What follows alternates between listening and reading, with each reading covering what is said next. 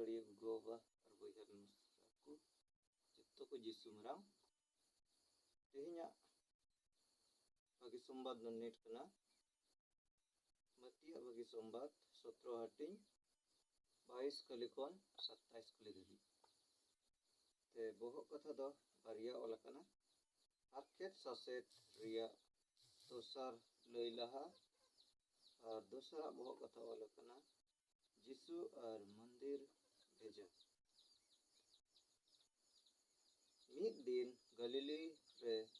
मिद तेको ताहेकान रे जिसुए मेताद कोआ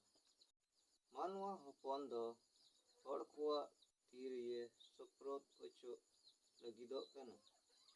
उनको दो उनिकु गोजिया और पे महा हिलो उनी दोई जीवेत वड़ुआ और चिलाकु दो अड़ी आठ को अपनायना कफरनहुम तेको हेजन खान मंदिर भेजा उठाव को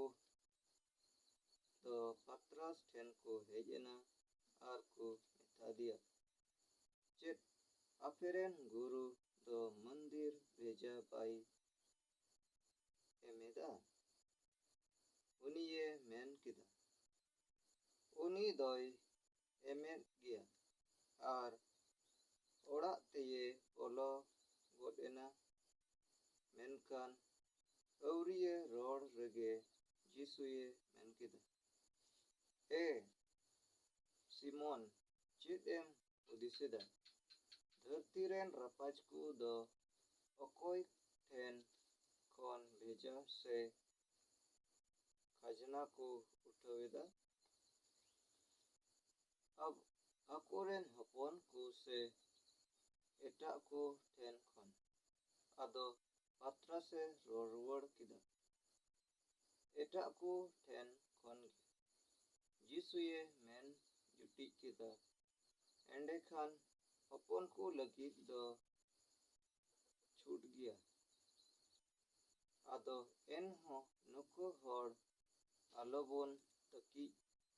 अचोकुआ मेनते दु आम दो दुरियाव ते सेनो में और बड़सी चाडोय में पहिले गेरो हको और रकाबेम और उनिया मोचा और चाहब ताई में ओनारे मिटेन सिक्किम नाम ओना इदी कते इन और आम युतुम ते उनको एमाको नवागे प्रभु भागी संबंध